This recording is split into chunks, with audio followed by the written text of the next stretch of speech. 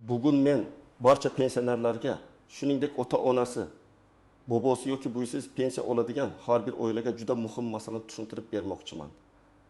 Bu ma'lumotni e'tiborsiz qoldirish mumkin emas. Chunki u to'g'ridan-to'g'ri pulingizga, pensiya miqdoriga, to'lovlarning vaqtida tushishiga va ayrim hollarda ortiqcha ushlab qolinishlarning oldini olishga taalluqli. Agar siz pensiya olsangiz yoki oilangizda pensioner bo'lsa, videoni oxirigacha ko'ring. Men buni mutaxassis sifatida sodda tilda tushuntiraman. Nimaga e'tibor berish kerak? Kimlar darhol tekshiruv qilishi kerak? Qaysi holatlarda xavotirga tushmaslik mumkin? Qayerga murojaat qilish kerak va qanday hujjatlarni tayyorlab qo'yish lozim? Hozirning o'zida kanalga obuna bo'ling, videoga like bosing, chunki bunday ma'lumotlar vaqtida yetib borsa, odamlar o'z haqini yo'qotmaydi. Avval ko'pchilik pensionerlar pensiya masalasida faqat bitta narsaga qarardi. Oy boshida yoki belgilangan kunda pul tushdimi? Tamom. Pul tushsa hammasi joyida deb o'ylashardi. Lekin amalda pensiya tizimida bir nechta muhim holatlar bor. Pensiyasi miqdori to'g'ri hisoblanganmi? Ish staji to'liq kiritilganmi? Qo'shimcha to'lovlar berilyaptimi? Bank kartasi yoki naqd yetkazish bo'yicha muammo yo'qmi? Qayta hisoblashga asos paydo bo'lganmi? Ayrim ma'lumotlar yangilanmaganligi sababli to'lov to'xtab qolishi xavfi yo'qmi? Oldin ko'p jarayonlar qog'oz hujjatlar orqali yuritilgan. Odam ish stajini tasdiqlash uchun korxona arxiviga borardi. Eski mehnat daftarchasini ko'rsatardi. Ma'lumotnoma olib kelardi. Agar biror korxona yopilib ketgan bo'lsa, arxivdan hujjat topish qiyin bo'lardi. Natijada ayrim pensionerlarning haqiqiy ish staji to'liq hisobga olinmay qolgan. Masalan, odam sutun 2 yil ishlagan, lekin hujjatlarda 27 yil tasdiqlangan bo'lsa, pensiya ham shunga qarab kamroq chiqishi mumkin. Hozir esa ko'p ma'lumotlar elektron tizimlar orqali tekshirilmoqda. Bu yaxshi tomoni. Inson hujjatni har safar qo'lida ko'tarib yurmasligi mumkin. Ayrim ma'lumotlar idoralar o'rtasida almashiladi. Lekin muammo shundaki, elektron bazada xato bo'lsa, familiya noto'g'ri yozilgan bo'lsa, tug'ilgan sana bir kun farq qilsa, ish joyi bo'yicha ma'lumot to'liq tushmagan bo'lsa yoki bank rekvizitlari yangilanmagan bo'lsa, pensioner o'z vaqtida bilmasa, keyin ovora bo'lib qoladi.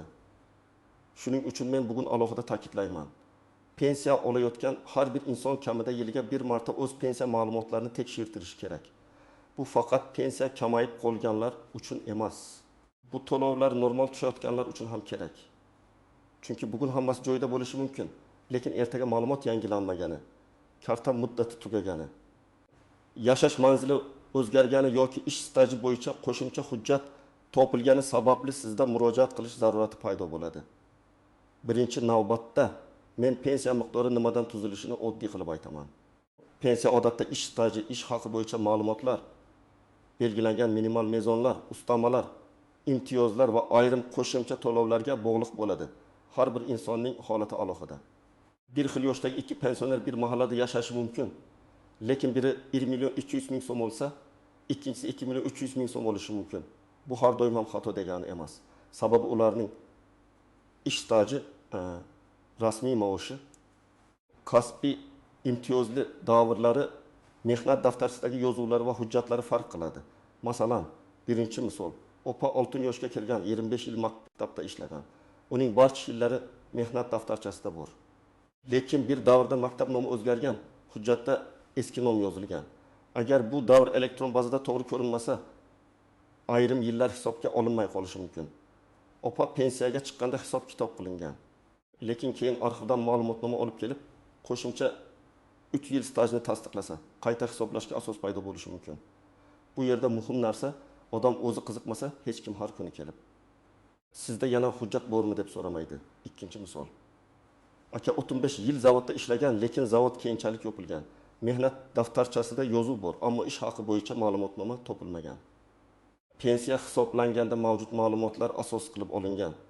Oradan vaqt o'tib, arxivdan eski ish haqi ma'lumotlari topildi. Agar o'sha davrda maoshi yuqoriroq bo'lgan bo'lsa, pensiya miqdori qayta ko'rib chiqilishi mumkin.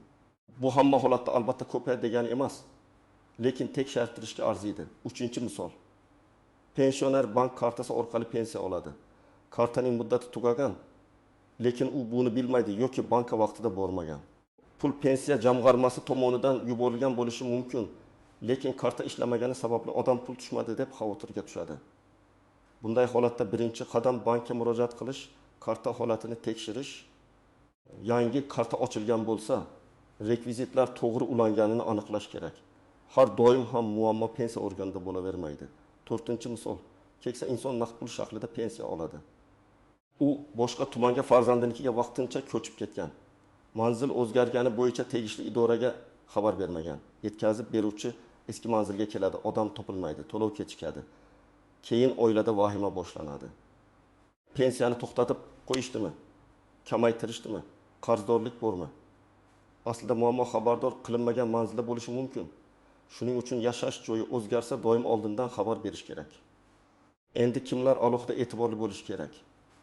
Birinchi guruh, yaqinda pensiyaga chiqqanlar. Chunki pensiya birinchi tayinlanganda hujjatlar to'liq bo'lmasa, hisob-kitob vaqtincha yoki mavjud ma'lumotlar asosida bo'lishi mumkin. Siz pensiya tayinlandi deb tinchib ketmang. Hisob-kitobda qaysi yillar olinganini, ish staji necha yil deb yozilganini, qaysi ish haqi davri asos bo'lganini aniqlang. Ikkinchi guruh, eski mehnat daftarchasida ko'p yozuvlar bo'lgan, turli joylarda ishlaganlar. Ayniqsa kolxoz, sovxoz, zavod, qurilish tashkiloti, mavsumiy ish, ekspeditsiya, tibbiyot, ta'lim, transport sohalarida ishlaganlar. Bu sohalarda arxiv hujjatlari, qayta nomlangan tashkilotlar, qo'shilgan yoki tugatilgan korxonalar ko'p uchraydi. Uchinchi guruh, nogironlik pensiyasi yoki boquvchisini yo'qotganlik bo'yicha to'lov oladiganlar. Bu yerda tibbiy ko'rik, nogironlik muddati, oila tarkibi, ta'lim olayotgan farzandning ma'lumotnomasi, boquvchi haqidagi hujjatlar juda muhim bo'lishi mumkin. Bir dona ma'lumotnoma vaqtida topshirilmasa, to'lov kechikishi yoki qayta tekshiruvga tushishi mumkin. 4-guruh, pensiyasi kutilgandan kam chiqayotganlar. Masalan, odam 40 yil ishlaganini aytadi, lekin pensiya miqdori juda past. Bunday holatda men darhol hujjatlarni tekshirishni maslahat beraman. Chunki ba'zan odam ishlagan, lekin ish rasmiylashtirilmagan bo'ladi. Ba'zan rasmiy ishlagan, lekin hujjat bazaga tushmagan bo'ladi. Ba'zan esa hammasi to'g'ri, lekin o'sha yillardagi rasmiy maosh past ko'rsatilgan bo'ladi. Sababini bilmasdan turib xulosa chiqarib bo'lmaydi. Kimlar xavotirga tushmasligi mumkin? Agar pensiyangiz har oy o'z vaqtida tushayotgan bo'lsa, miqdori oldingi oylar bilan mos bo'lsa, bank kartangiz faol bo'lsa, yashash manzilingiz o'zgarmagan bo'lsa, sizdan qo'shimcha hujjat talab qilinmagan bo'lsa, vahima qilish shart emas. Lekin baribir ma'lumotlarni tekshirdirish foydadan xoli emas. Men buni shifokorga profilaktika ko'rigiga borish bilan solishtiraman. Odam kasal bo'lgani uchun emas, muammo chiqmasligi uchun tekshiradi. Endi men ko'pchilik e'tibor bermaydigan, lekin amalda juda muhim bo'lgan nozik jihatlarni tushuntiraman. Birinchi noziklik, pensiya o'sishi haqidagi xabarni eshitib, hamma bir xil miqdorda ko'payadi deb o'ylamaslik kerak. Masalan, yangiliklarda pensiyalar oshiriladi deyilsa, bu oshish tartibi turlicha bo'lishi mumkin. Kimdadir qo'shimcha 10,000 so'm seziladi. Kimdadir 20 matematik so'm, kimdadir boshqa miqdor bo'ladi. Chunki boshlang'ich pensiya miqdori. Ustamalar va hisoblash bazasi farq qiladi. Ikkinchi noziklik, qo'shimcha hujjat topilsa, pul avtomatik ertasi kuni ko'paymaydi. Siz hujjatni topshirasiz, ariza yozasiz, mas'ul organ uni ko'rib chiqadi. Zarur bo'lsa arxiv yoki boshqa idoralardan tasdiq so'raydi. Keyin qaror qabul qilinadi. Shuning uchun sabr kerak, lekin jim turish kerak emas. Arizangiz raqamini oling, qachon topshirganingizni yozib qo'ying. Javob muddatini so'rang. Uchinchi noziklik, pensioner ishlab yursa, uning holati alohida ko'rib chiqilishi mumkin. Ishlayotgan pensionerlar daromad, sug'urta badallari, qayta hisoblash imkoniyati bo'yicha ma'lumotlarni aniqlashtirib borish kerak.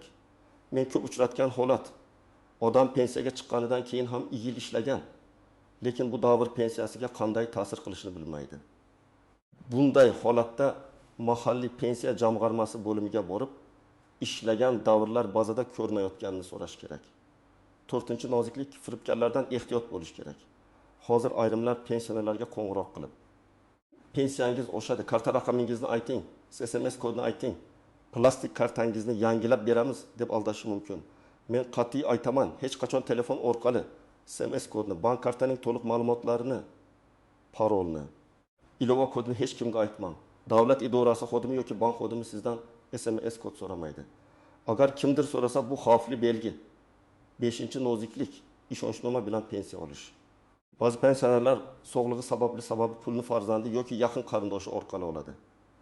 Bu qonuniy tartibda rasmiylashtirilgan bo'lishi kerak. Ishonchnomaning muddati kimga berilgani, qaysi turdagi to'lovni olishga ruxsat berilgani aniq bo'lishi lozim. Muddati o'tgan ishonchnoma bilan to'lov olishda muammo chiqadi. Shuning uchun hujjatni oldindan yangilab qo'yish kerak. 6-noziklik. Chet elga vaqtincha ketish yoki boshqa hududga uzoq muddatga ko'chish. Pensioner boshqa davlatga ketgan bo'lsa yoki O'zbekiston ichida boshqa viloyatda yashay boshlasa, to'lov tartibi bo'yicha savollar paydo bo'lishi mumkin. Har bir holatda tegishli bo'limga murojaat qilib, qanday xabar berish, qanday hujjat topshirish, to'lovni qayerdan olish mumkinligini aniqlash kerak. Aks holda pul kechikadi. Odam esa sababsiz asabiylashadi. 7-noziklik. O'lim holatidan keyingi to'lovlar va ortiqcha olingan pullar. Bu og'ir mavzu, lekin aytish kerak. Agar pensioner vafot etsa, oila a'zolari tegishli idoralarga vaqtida xabar berishi kerak. Aks holda keyin ortiqcha to'langan mablag' masalasi chiqishi mumkin. Ba'zan yaqinlar bilmasdan kartadan pul yechib oladi. Keyin bu mablag'ni qaytarish talabi keladi. Shuning uchun bunday vaziyatda darhol tartibni so'rab, qonuniy yo'l bilan harakat qilish kerak. 8-noziklik. Hujjatlardagi ism familiya farqi. Masalan, pasportda Abdullayeva, eski mehnat daftarchasida Abdullayeva, nikohdan oldingi familiyada boshqa yozuv bo'lishi mumkin. Yoki tug'ilgan sana bir hujjatda Ishmay. Boshqasida Oltmay deb yozilgan bo'lishi mumkin. Bunday mayda ko'ringan farqlar pensiya ishida katta muammo tug'diradi. Shuning uchun nikoh guvohnomasi, familiya o'zgargani haqidagi hujjat, tug'ilganlik haqidagi guvohnoma, arxiv ma'lumotnomalari tartibli saqlanishi kerak. 9-noziklik. Og'zaki gapga ishonib qolmaslik. Men doim aytaman, pensiya masalasida muhim gap bo'lsa, yozma ariza bering. Siz bo'limga borib og'zaki so'rasangiz, xodim tushuntiradi, lekin keyin isbotlash qiyin. Ariza bersangiz, ro'yxatdan o'tadi, javob berilishi kerak. Bu janjal qilish degani emas. Bu o'z haqingizni madaniyatli va qonuniy himoya qilish degani. Endi eng muhim qismga o'tamiz. Siz bugundan boshlab nima qilishingiz kerak? Men buni bosqichma-bosqich aytaman. Birinchi qadam, pensiya miqdoringizni va tushish sanasini yozib boring. Oddiy daftar tuting. Har oy qaysi sanada qancha pul tushdi? Naqd oldingizmi yoki kartaga tushdimi yozing. Masalan, yanvarda 20.500.000 so'm, fevralda 20.500.000 so'm, martda 20.600.000 so'm. Agar bir oyda kamayish yoki kechikish bo'lsa, darhol ko'rasiz. Ko'pchilik raqamni yoddan aytadi, lekin aniq yozib bo'lmagani uchun keyin isbotlash qiyin bo'ladi. Ikkinchi qadam, shaxsiy hujjatlaringizni tartibga keltiring. Pasport yoki ID karta, pensiya guvohnomasi bo'lsa, mehnat daftarchasi, ish stajini tasdiqlovchi ma'lumotnomalar, arxiv hujjatlari, harbiy xizmatga oid hujjatlar, nikoh yoki familiya o'zgarishi haqidagi guvohnoma. Nogironlik bo'yicha hujjatlar, bank karta ma'lumotlari alohida papkada tursin.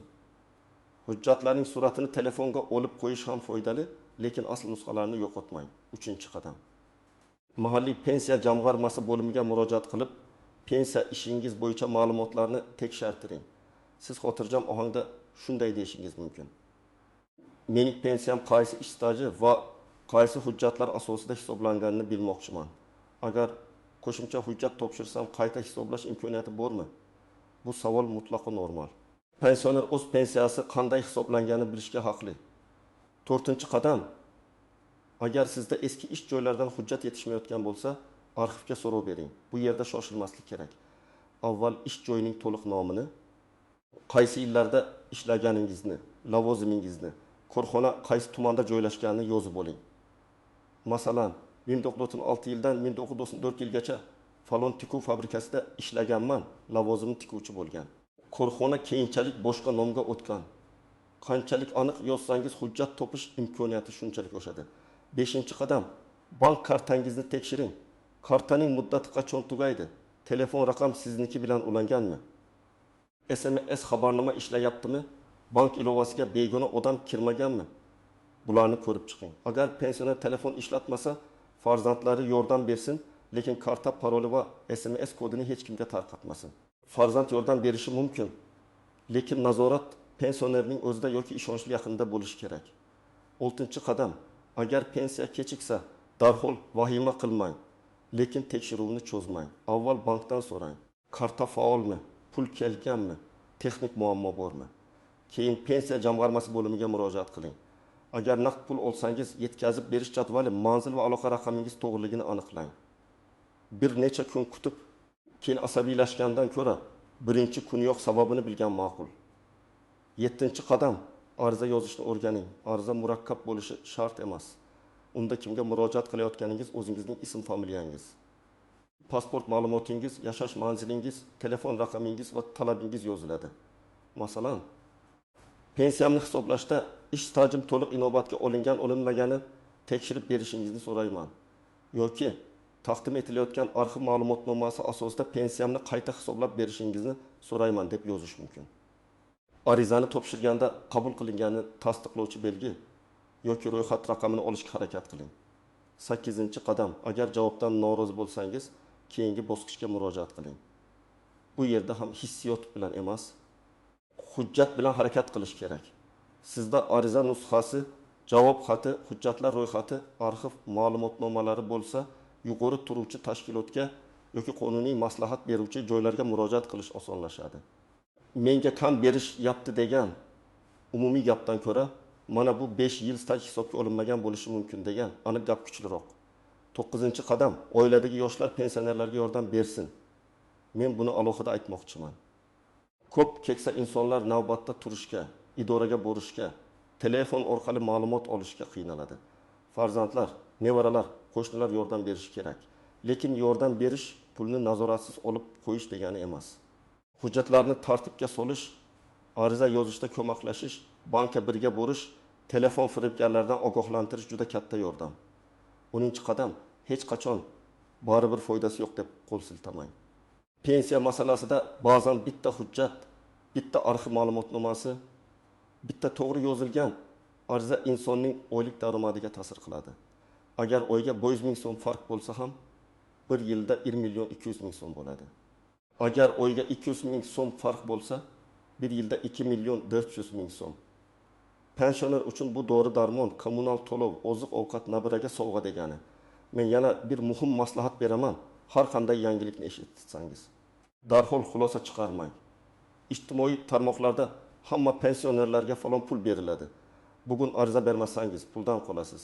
Faqat 3 kun ichida murojaat qiling degan gaplar ko'p tarqaladi. Bunday xabarlarni rasmiy manbadan tekshiring. Mahalla, pensiya jamg'armasi bo'limi, bank yoki rasmiy axborot kanallari orqali aniqlashtiring.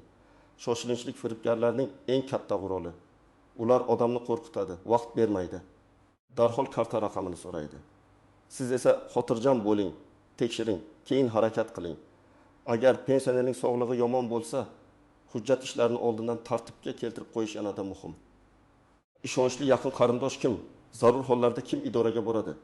Hujjatlar qayerda turadi? Bank kartasi qaysi bankdan? Pensiya qaysi sanlarda tushadi? Bular oilada ma'lum bo'lsin. Aks holda muammo chiqqanda hamma hujjat izlab vaqt yo'qotadi. Yana bir real holatni aytaman. Bir pensioner ona pensiyasini yillar davomida kartadan olgan. Telefon raqami eski sim kartaga ulangan, sim karta esa ishlamay qolgan. Bankdan xabar kelmaydi, ilovaga kira olmaydi. Karta bo'yicha operatsiyalarni tekshira olmaydi. Keyin farzandlari bilan bankka borganda ma'lum bo'ladiki, telefon raqamini yangilash kerak ekan. Bu juda oddiy masala, lekin vaqtda qilinmasa, odam bir necha hafta ovora bo'ladi. Shuning uchun telefon raqam, karta, pasport ma'lumoti va yashash manzili doim yangilangan bo'lishi kerak. Yana bir holat, pensioner aka eski ish stajini qo'shish uchun arxivga murojaat qilgan. Lekin arizada korxona nomini noto'g'ri yozgan. Arxiv hujjat topilmadi deb javob bergan. Keyin eski mehnat daftarchasi diqqat bilan ko'rilganda korxonaning nomi biroz boshqacha bo'lgani aniqlangan. Qayta so'rov berilgan va hujjat topilgan. Demak, mayda tafsilot ham muhim. Eski muhr, buyruq raqami, ishga kirgan sana, ishdan bo'shagan sana, lavozim nomi, bularning hammasi kerak bo'lishi mumkin. Bugungi gapning asosiy mazmuni shuki. Pensiya pulingizni shuncha kutib o'tirmang, uni nazorat qiling. Pensiya miqdori to'g'ri hisoblanganmi? Staj to'liq kiritilganmi? Bank kartasi ishlayaptimi? Hujjatlar tartibdami? Qo'shimcha qayta hisoblashga asos bormi? Bularni tekshirish har bir pensioner uchun muhim.